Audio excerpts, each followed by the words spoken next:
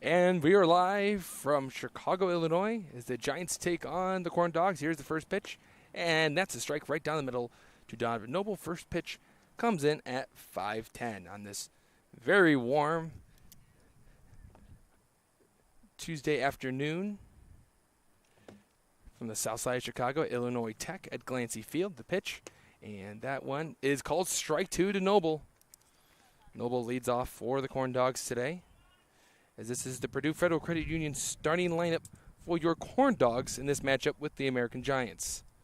Donovan Noble bats leadoff, playing third base. Gavin Terry on deck, he'll be in center field.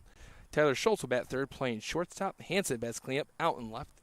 The 0-2 offering, and that's just outside. 1-2 now to Noble. Doug Loden will bat fifth, play first base. Jake Ferry will bat right after him, out and right. Johnson back in the lineup, he's behind the plate, batting seventh. Nanfield will be the designated hitter, batting eighth. And then Colin Small will be at second base, batting ninth. And the starting pitcher today will be James or Jimmy Burke.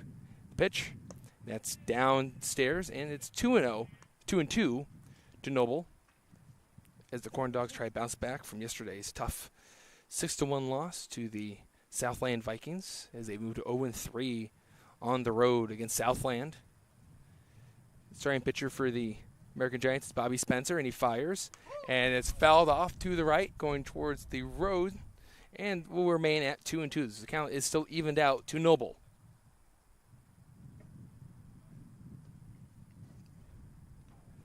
The Chicago American Giants and the Corndogs, both different ends of the standings in the Northern League thus far. Corndogs at the very top, and the American Giants towards the bottom. Corndogs won Sunday's game 17-0 back at home at Legacy Field, where the Corndogs hit 4 home runs. The pitch, and another foul ball. This will go out of play. Started a little bit late. Start time was at 5 o'clock, but it's 5:10, and you're not going to rush into the game considering how hot it is today. As when we drove up, I want to say it was around 97 degrees, and it's not a turf field. If it was, it'd really be a lot hotter as the heat does rise. Here comes the 2-2 offering again, and Noble drives one to left field, base hit.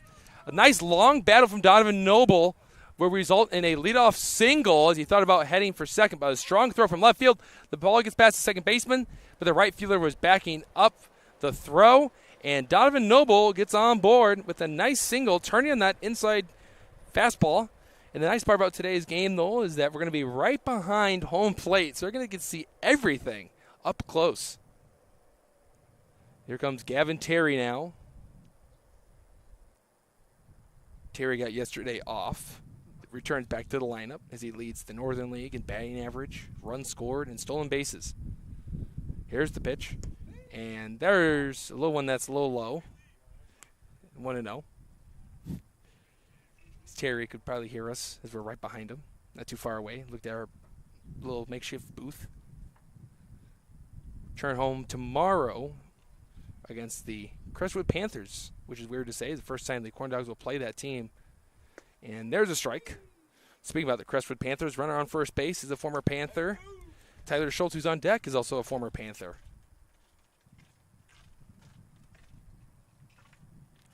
It's now 1-1 to Terry. Noble's over at first base. They're going to throw over, and he's in there safely.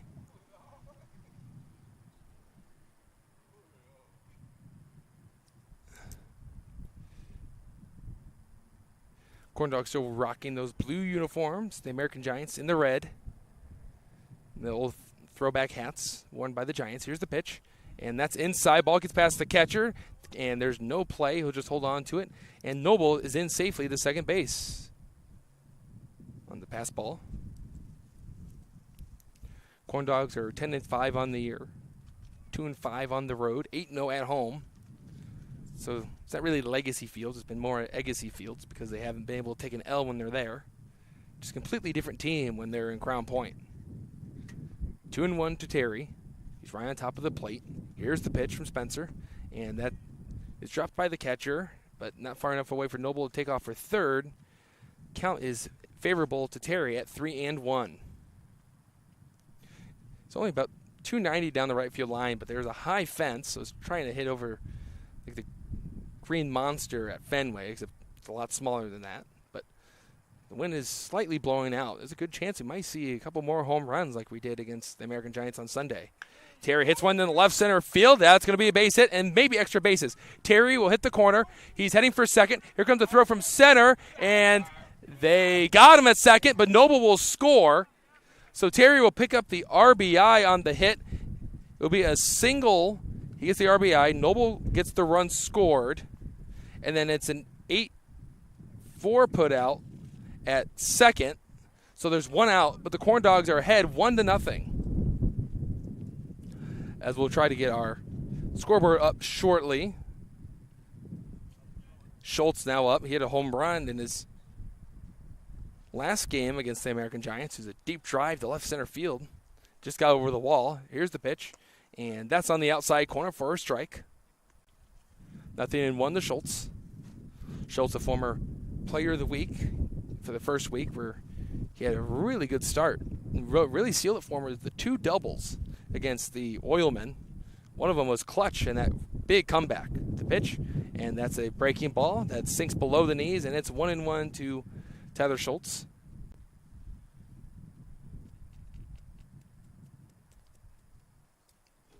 Corndogs and American Giants doing battle for the second time this season. Corndogs 1-0. They'll be pitching Jimmy Burke when we head to the bottom of the first. Here's the pitch, and that gets past the catcher and off the leg of home plate umpire Luigi Guerrero, and it's 2-1.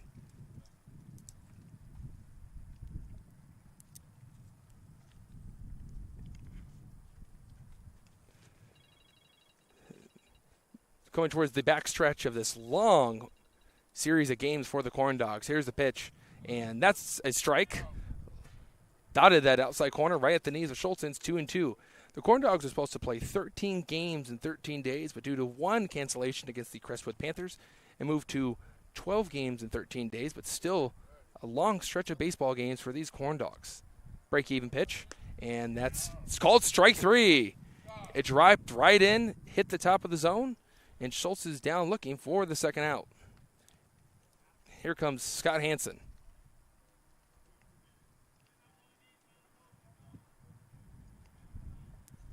Hansen's been bouncing from left to right to third base, and he'll be back in left field today.